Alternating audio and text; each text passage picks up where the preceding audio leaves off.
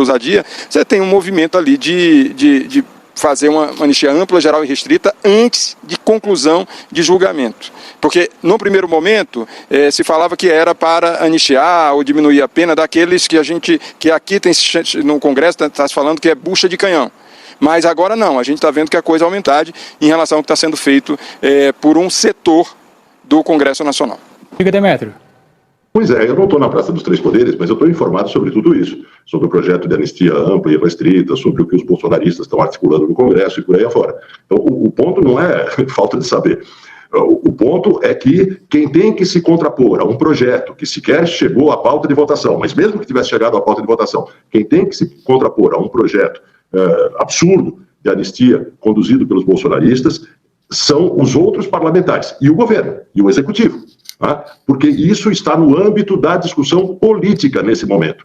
No momento seguinte... Meus amigos, como vocês podem ver aí, esse debate pegou fogo e esquentou. O Meval aí fez um comentário muito interessante. O Camarote tentou lacrar aí em cima do Meval, falando que ele não sabia o que estava acontecendo, e o Meval sustentou a fala dele, que os ministros eles não podem fazer falas políticas, porque eles não são políticos, eles têm que se manifestar sempre nos autos. O Camarote aí surtou, ficou aí balançando a cabeça, sem saber o que falar, porque o Meval foi cirúrgico nessa colocação dele, porque os ministros do STF eles se tornaram políticos e agentes de uma corte que não tem onde recorrer.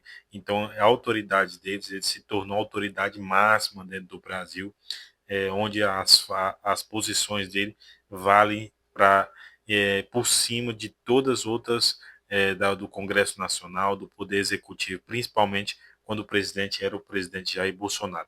Vamos continuar acompanhando e eu quero convidar você a deixar aqui o seu like, é importantíssimo. Deixa aqui o seu like, já deixa o like, se inscreva no canal se você não for inscrito e comente aqui agora da onde você está assistindo esse vídeo. É muito importante para a gente saber da onde é o nosso alcance do nosso canal. Tamo junto e vamos continuar acompanhando aí. Durante muito tempo, ao longo do julgamento, que hoje o ministro faz ali uma defesa. Pois é, a justiça tem que ser imparcial, mas ela não tem que apenas ser imparcial, ela tem que parecer imparcial. Então, existe toda uma série de regras e protocolos judiciais para que ela seja e pareça imparcial. E esse é o problema do ministro Alexandre de Moraes. Ele não parece imparcial. Quando ele acusa os advogados dos réus de litigância de má-fé por contestarem a delação de Mauro Cid, ele não está parecendo imparcial. É papel dos advogados da defesa contestar. Eles podem ser derrotados, e provavelmente serão, mas é o papel deles. Eles não estão litigando de má-fé, eles estão se utilizando de meios legítimos para defender os seus clientes. Mas Alexandre de Moraes trata a divergência como coisa de inimigos e trata os advogados como inimigos, quando eles não são inimigos do juiz. Ele trata como inimigos aqueles que discordam dele. Então, quando se diz, e muitos juristas também dizem isso, que ele deveria se declarar impedido, ele diz que isso são milícias digitais. Então, aos que são milícias digitais, porque discordam dele, são aqueles que litigam de má-fé, porque cumprem o seu papel de advogados. E isso não dá uma aparência de neutralidade, objetividade na atuação de Alexandre de Moraes. Ele deveria, sim, ter se declarado impedido. E por quê? Pelos motivos que ele disse agora. Ele disse que a vítima era o Estado brasileiro. Claro, a vítima do golpe de Estado era o Estado brasileiro. Mas nesse processo havia vítimas muito pessoais, como ele destacou agora, do punhal verde e amarelo. Ele mesmo, Lula e Geraldo Alckmin estavam marcados para morrer pelo punhal verde e amarelo. E só isso já justificaria o seu impedimento. Esse julgamento se dá num clima de alta polarização política no Brasil. Existe o bolsonarismo raiz, que sempre vai dizer que há perseguição judicial. Mas existe uma vasta parcela da população que quer ouvir, entender, não é bolsonarista, não é lulista, e quer ver um julgamento que lhe pareça incontestável. E isso é muito importante. O fato de Alexandre de Moraes não se declarar impedido atrapalha a imagem do julgamento. O fato do julgamento não ser feito no pleno do Supremo atrapalha a imagem do julgamento. E esse julgamento não vai terminar agora. Esse julgamento, do ponto de vista político, vai se estender até as eleições do ano que vem. E vão haver contestações políticas e judiciais ao resultado. É por isso que esse tipo de atitude milita contra o próprio Supremo. e milita a favor do bolsonarismo. É um erro, e é um erro grave que a história vai mostrar. Bom, agora eu quero mostrar aqui um trecho e começar a ouvir vocês sobre o voto do ministro Flávio Dino. É isso que a gente vai detalhar a partir de agora, o voto do ministro Flávio Dino, que foi o segundo voto de hoje. Ele também é favorável à condenação de todos os réus e disse que, comprovada a ação continuada dos réus, os chamados atos executórios, na tentativa de manter Bolsonaro no poder. E que essas ações colocaram o Estado Democrático de Direito em gravíssimo perigo. Há um encadeamento entre atos preparatórios que já são atos executórios. E foi isso que, a meu ver, está sobejamente demonstrado nos autos, porque os atos preparatórios já expõem o bem jurídico do Estado Democrático de Direito a gravíssimo perigo. Creio que, se você está com intuito pacifista e você tem uma resignação, você vai à missa, vai ao culto. Ou, quem sabe, até acampa na porta da igreja. Mas não, os acampamentos foram na porta de quartéis. E eu sei que se reza nos quartéis, mas, sobretudo, nos quartéis há fuzis, metralhadoras, tanques. Então, a violência é inerente a toda a narrativa que consta dos autos. Em relação ao Bolsonaro, aos réus Jair Bolsonaro e Braga Neto, não há dúvida que a culpabilidade é bastante alta. E, portanto, a dosimetria deve ser congruente com o papel dominante que eles exerciam. Em relação a Paulo Sérgio, Augusto Heleno e Alexandre Ramagem, eu considero que há uma participação de menor importância. Jamais houve anistia feita em proveito dos altos escalões do poder. Nunca. E o nosso plenário já teve a oportunidade de se pronunciar sobre isso. Quanto ao descabimento de anistia, que esses crimes já foram declarados pelo plenário do Supremo Tribunal Federal como insuscetíveis de indulto. Anistia, portanto, dessas condutas políticas de afastamento ou de extinção da punibilidade. Bom, Ana Flor, sei que você estava ansiosa para falar de Flávio Dino, então vamos lá. Quero te ouvir quando ele faz essa divisão clara, né? Quem é Bolsonaro para ele e onde ele abre esperança de uma pena um pouco menor para outros personagens desse núcleo. Marcelo, há 3 divisões bem claras que Flávio Dino faz. Coloca, claro, Bolsonaro, mas com Braga Neto num topo de responsabilidade. Uma responsabilidade intermediária que é para Anderson Torres, ex-ministro da Justiça. E aí ele lembra, por exemplo, a Polícia Rodoviária Federal. Foi lembrado hoje também aquele dia em que houve um quebra-quebra em Brasília. Ele era ministro da Justiça, por exemplo. Então, e um terceiro nome que é o de Almir Garnier. Esses são os intermediários em termos de responsabilidade. E aí ele fala de 3 nomes que ele considera mais leves em responsabilidade, que seriam os generais Paulo Sérgio, que foi ministro da Defesa, general Heleno e também o Alexandre Ramagem. Por que Ramagem? Porque ele sai no final de março de 22 para se candidatar a deputado. E aí Dino diz que ele parou, então, daquele momento de ter participação nessa organização criminosa. Mas me chamou a atenção, por exemplo, Heleno, que ele, inclusive, lembra como Augusto Heleno teve problemas.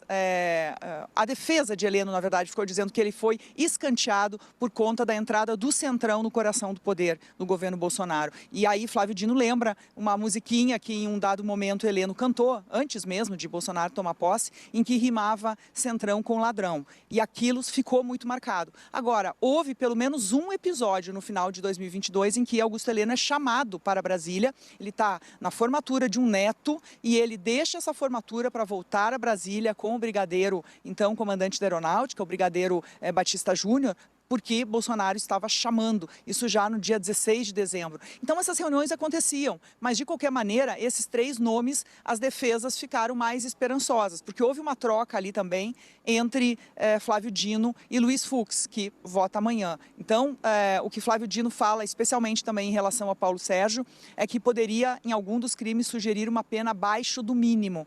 Isso vai ser uma discussão aí para quinta, sexta-feira, com a própria chamada dosimetria, quando se estabelece qual a pena que os condenados, né, daqueles condenados, qual será a pena deles. De qualquer maneira, Flávio Dino faz também uma fala muito incisiva sobre a anistia, que a gente ouviu agora, e que tem destinatário certo, o Congresso Nacional, porque ele tenta dizer, não adianta aprovarem lá, porque é inconstitucional e essa corte não vai permitir. Sobre a anistia e interferência internacional, né, Ana Flor? Ele fala que o Mickey não vai mudar não vai mudar o resultado do julgamento, que não é um cartão de crédito que vai fazer o Supremo atuar de uma outra forma, ou um tweet. Ou o Twitter, isso. Exatamente, ele também dá recados para fora. Camarote, queria te ouvir se há, na sua opinião, alguma surpresa quando o Flávio Dino faz essa diferenciação e dando a entender que no voto dele, na dosimetria, ele vai votar assim, para que cada pessoa tenha a pena de acordo com a sua parcela de participação. Vamos lá, Marcelo. Ele diz que não foi uma divergência, porque ele acompanha o voto do Alexandre de Moraes, mas ele faz uma dosimetria diferente, não deixa de ser uma avaliação específica em relação especialmente a esses 3 casos. General Paulo Sérgio, General Heleno e o deputado Ramagem.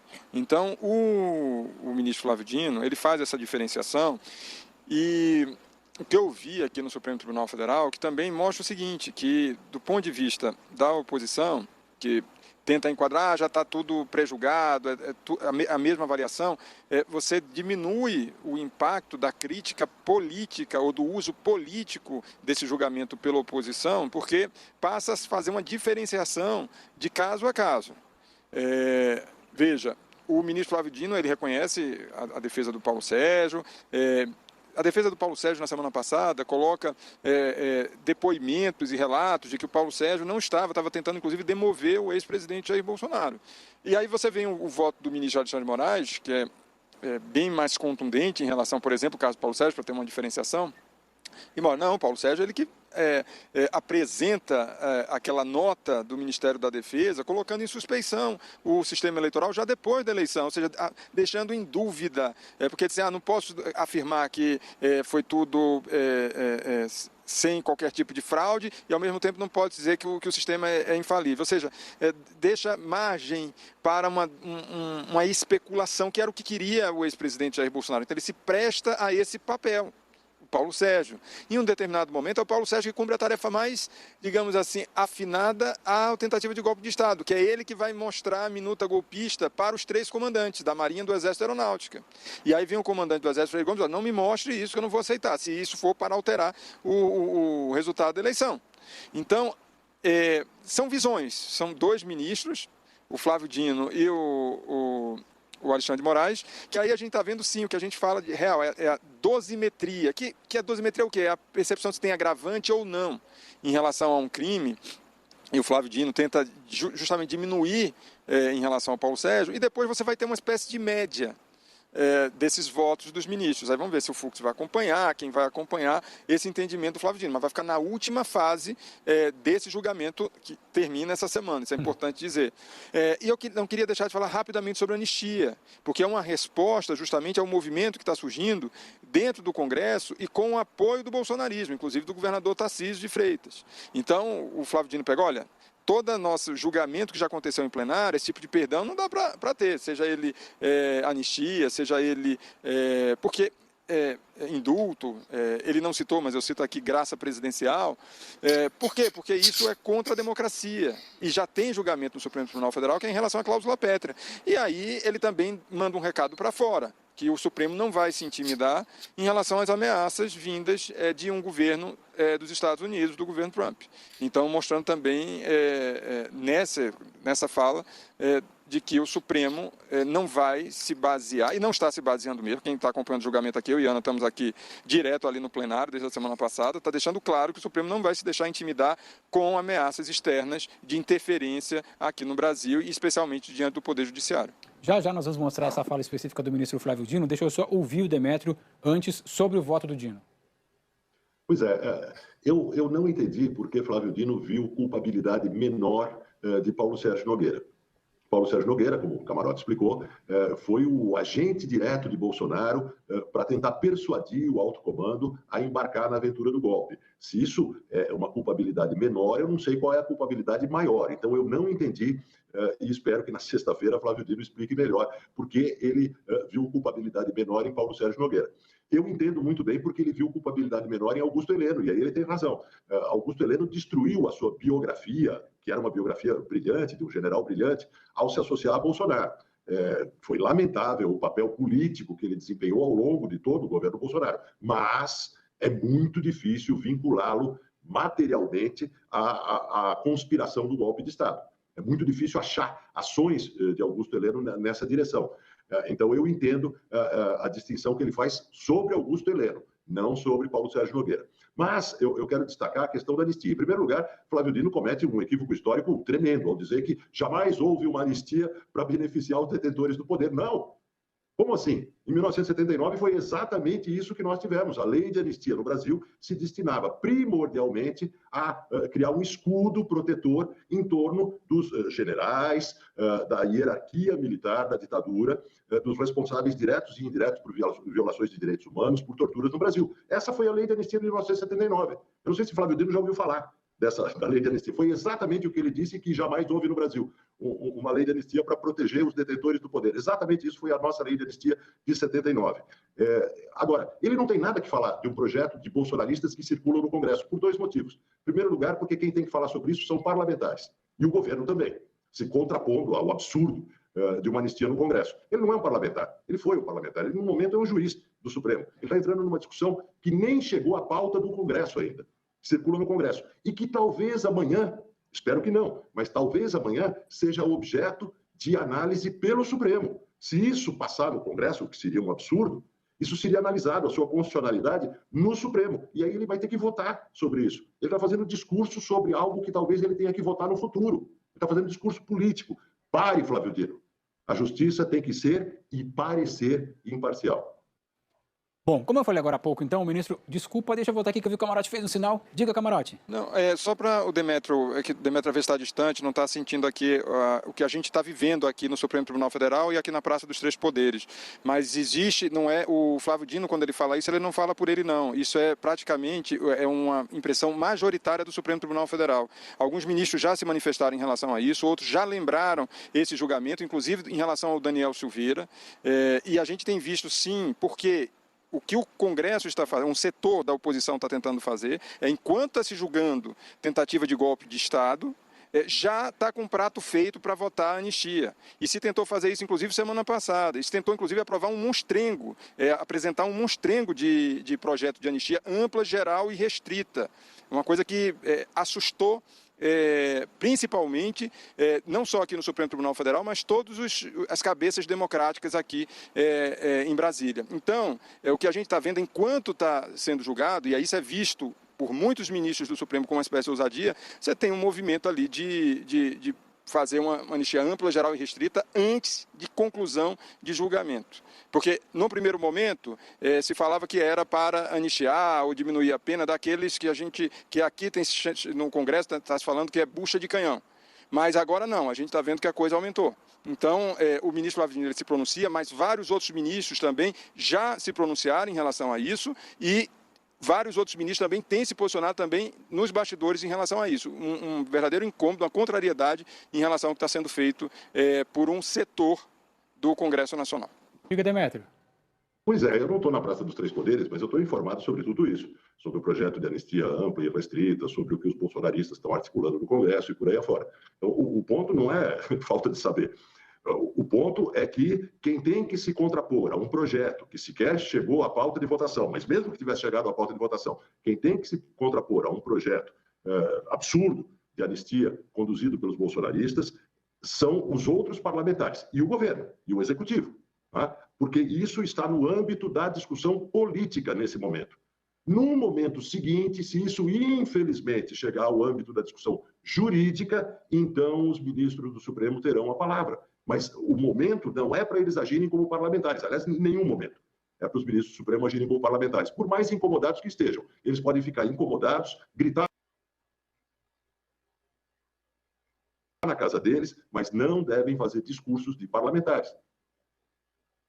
Bom, como eu falei há pouco, então, o ministro Flávio Dino, no fim do voto, ele fez uma defesa sobre a atuação do Supremo Tribunal Federal e disse que a Corte não pode se intimidar por ameaças ou sanções. Nós não podemos, aí sim, seria indesejável que alguém se intimidasse por ameaças ou sanções. Quem chega no Supremo, e eu me espanto, alguém imaginar que alguém chega ao Supremo e vai se intimidar com tweet. Será que as pessoas acreditam que um tweet de uma autoridade, de um governo estrangeiro, vai mudar um julgamento no Supremo? Será que alguém imagina que um cartão de crédito ou Mickey vão mudar o julgamento no Supremo? Pateta. O Pateta, ele aparece com mais frequência, né, nesses eventos todos. Então, nós estamos aqui, e é isso que o presidente conclui dizendo, fazendo o que nos cabe, cumprindo o nosso dever. Isso não é ativismo judicial, isso não é tirania, não é ditadura. Pelo contrário, é a afirmação da democracia que o Brasil construiu sob o palio da Constituição de 88.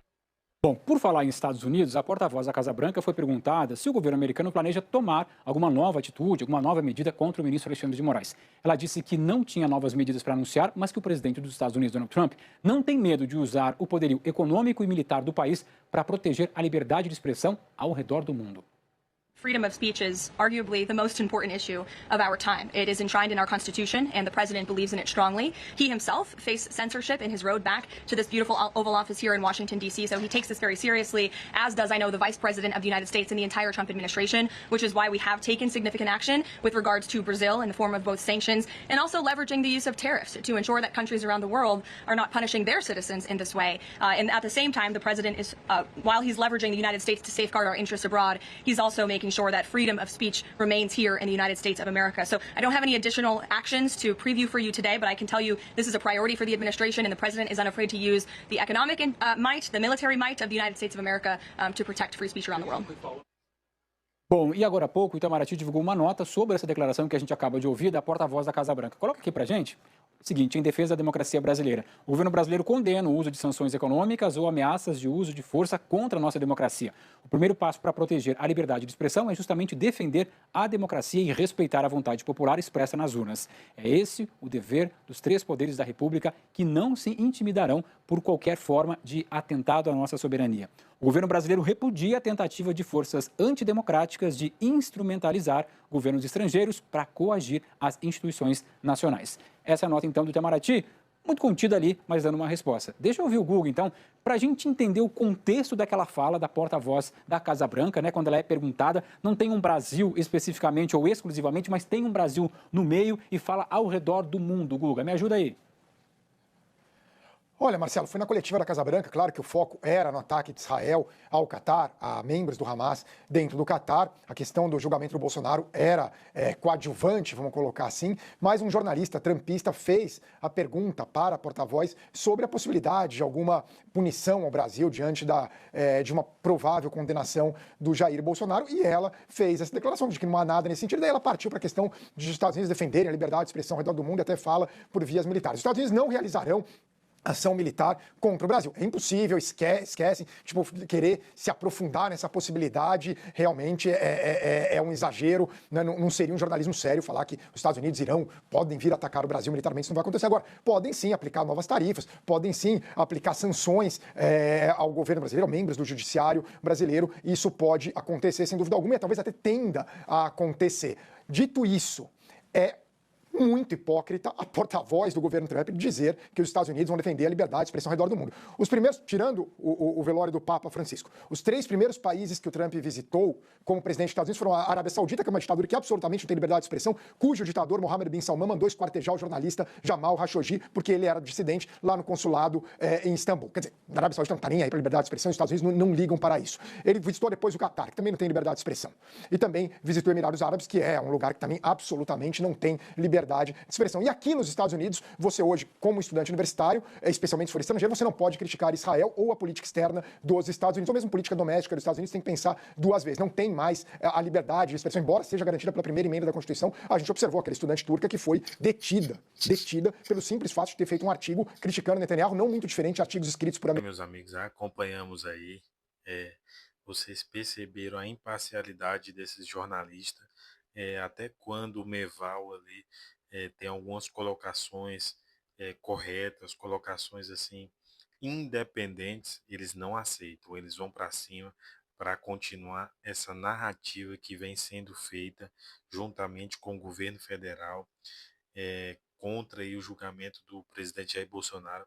Eles tentam de todas as formas, como o Meval falou, o juiz ele não pode ser um agente político.